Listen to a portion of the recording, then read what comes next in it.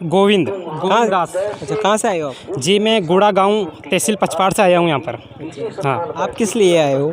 मैं यहाँ पे सत्संग सुनने आया हूँ और मैं ही नहीं, मेरा पूरा परिवार यहाँ पे आया हुआ है।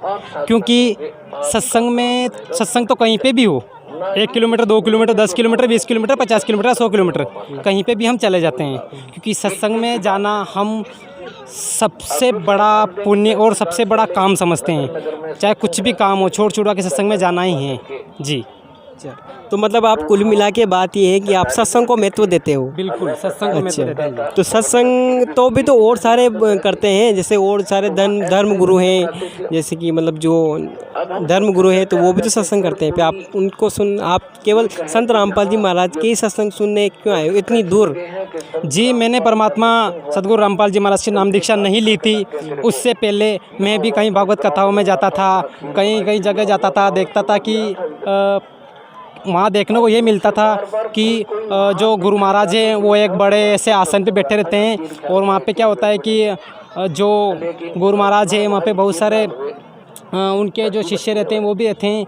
तो मैंने वहाँ पे ये देखा उनमें और रामपाल जी महाराज में मुझे ये भेद देखा कि वो जो गीता, 4 वेद, 6 शास्त्र, 18 पुराण ये अपने शास्त्र हैं, इनको इनके अंदर से अपन ज्ञान बताना है। तो वो लोग क्या करते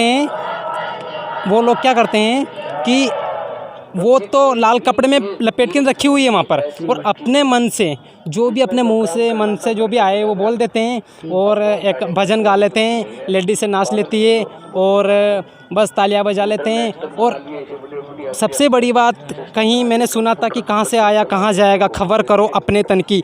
उससे तन की खबर क्या हुई, मरने के बाद अपना क्या होगा वो उसका क्या हाँ पता लगा।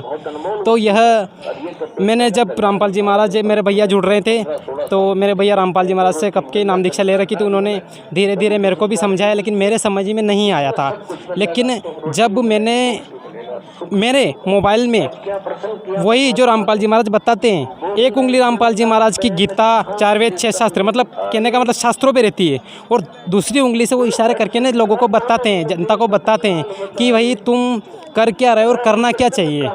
तो मैंने भी कहीं ना कहीं एक दिन किसी को बताया नहीं, छुप के मैंने मतलब मेरे मोबाइल में 1-2 श्लोक डाले, मेरे को जो कि त्यों मिले।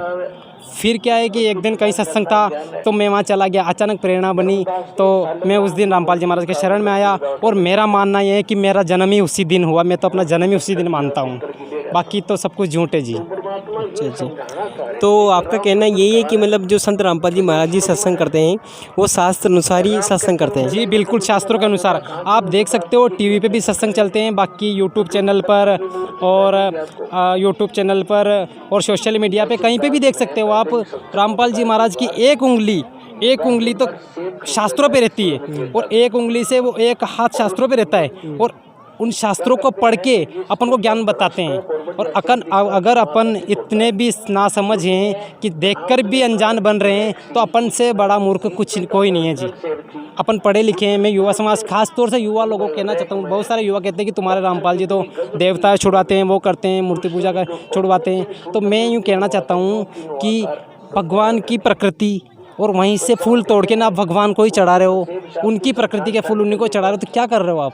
ऐसे कई सारे आडंबर देखने को मिले जो रामपाल जी महाराज उनको हमसे छुड़वाते हैं और हमें एक अच्छा जीवन जीने की कला सिखाते हैं। सबसे बड़ी चीज़ तो ये कि अपन को यहाँ तो सुख देते ही हैं, रामपाल जी महाराज ने यहाँ तो हमें खूब सुख दिए ही हैं, लेकिन सबसे बड़ी चीज़ तो मैंने कहीं सुना था ना, आपको बताया था थोड़ी देर पहले कि कहाँ से आया कहाँ जाएगा, खबर करो अपने तन की। जब आप रामपाल जी महाराज से ज्ञान लोगे, उनसे भक्ति ज्ञान लेके नाम दीक्षा लेके भक्ति अगर करोगे तो आपको पता लग जाएगा कि आखिर सच क्या है और झूठ क्या है।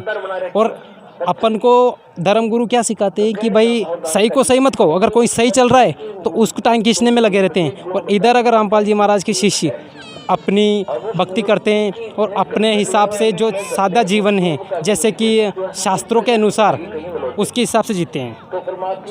जो अभी भी युवा जो जैसे सत्संग में नहीं चलते हैं, सत्संग को बुरा बताते हैं, तो उनको आप क्या कहना चाहोगे?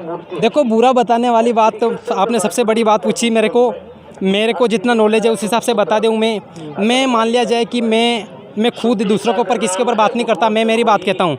मैं घर से निकला मंडी के लिए, भवानी मंडी के लिए, रास्ते में मेरा एक्सीडेंट हो गया या कुछ हो गया या मेरी डेथ हो गई तो मेरा बिज़नेस कौन संभालेगा, मेरी दुकान कौन संभालेगा, मेरी खेती कौन संभालेगा, मेरी खेती में पानत कौन करेगा, ऐसे कई सारे सवाल मैं उन लोगों से कहना चाहता हूँ। अभी तो अपन ये करते कि बहुत सारे युवा लोग कहते कि मेरे को टाइम नहीं है, टाइम नहीं। तो एक बात बताइए, आप ये सोच के ज़िंदगी जिए, ये सोच के ज़िंदगी जियो कि अगर अपन कल ही मर गए, क्योंकि मौत सबसे बड़ा सच है, अपन कल ही मर गए तो अपने उन सारी चीज़ों को कौन संभालेगा, उनका क्या होगा।